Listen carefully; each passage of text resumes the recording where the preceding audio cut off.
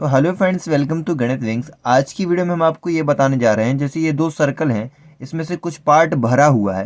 तो वो कई बार कह देते हैं कि बताइए इसमें से कितना पार्ट भरा हुआ है, और कई बार ये भी कह देते हैं कि बताइए कि कितना परसेंट पार्ट भरा हुआ है। तो इसका आज हम बेसिक सीखेंगे। तो यहाँ पर अगर आप देखें, तो अगर हम इस पर एक लाइन डाल दें ऐसी और एक लाइन डाल दें ऐसी, तो आप यहाँ देख पा रहे हैं कि चार हिस्से हैं और चार में से एक हिस्सा भरा हुआ है। तो हम इसको कह सकते हैं कि भाई साहब चार हिस्से तो हैं इसमें टोटल, लेकिन उसमें से क्या है, एक हिस्सा हमारा क्या है, भरा हुआ है। ठीक है। अगर आप दूसरा देखें तो हम गिनेंगे 1 2 3 4 5, पांच हिस्से हैं टोटल हमारे पास, पांच हिस्से हैं और पांच में से कितने भरे हुए हैं, 1 2 और 3, तीन हिस्से हमारे क्या हैं, भरे हुए हैं। ठीक है। तो इस तरीके से तो हम इसको फ्रैक्शन में यानी कि भिन्न के रूप में लिख सकते हैं। अब वो पूछते हैं कि हमें बताइए कि कितना प्रतिशत भाग भरा हुआ है।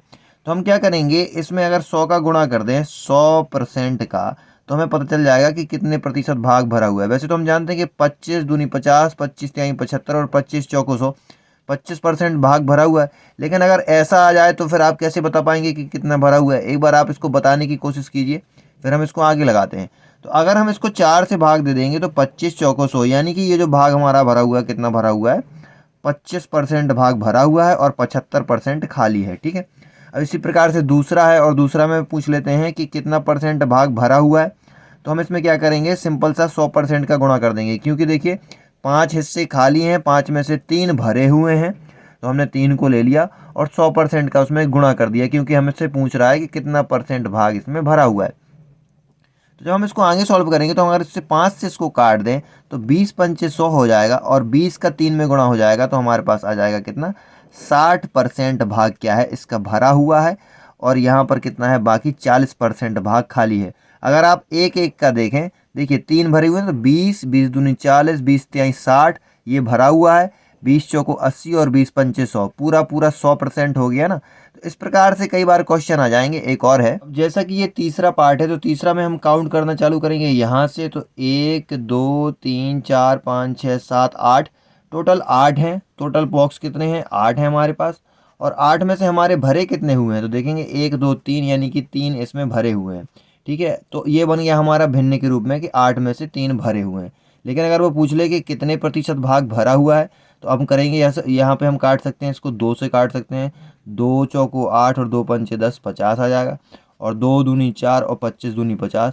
और 2 से अगर हम इसको 25 को काटेंगे तो आ जाएगा 2 एकम 2, 2 दूनी 4 और एक बचेगा, तो दशमलव लगाएंगे, 2 पंचे 10 हो जाएगा। 12.5 इंटू 3 करेंगे जब हम यहाँ पर करते हैं, 12.5 इंटू 3, तो ये आ जाएगा 5 × 15, हाथ किया ये 12 × 36 और 1 37, 37.5 पार्ट क्या है, ये भरा हुआ है टोटल। ठीक है।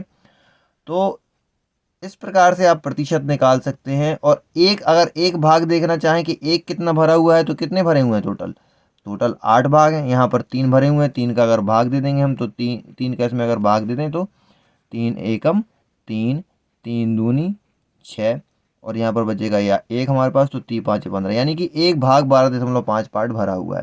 तो अगर आप जोड़ 12.5 का इंटू 8 बार करेंगे तो भी आपका कितना आ जाएगा, 100% आ जाएगा। एक भाग हमारा भरा हुआ है 12.5, और 12.5 टोटल भाग कितने हैं, 8।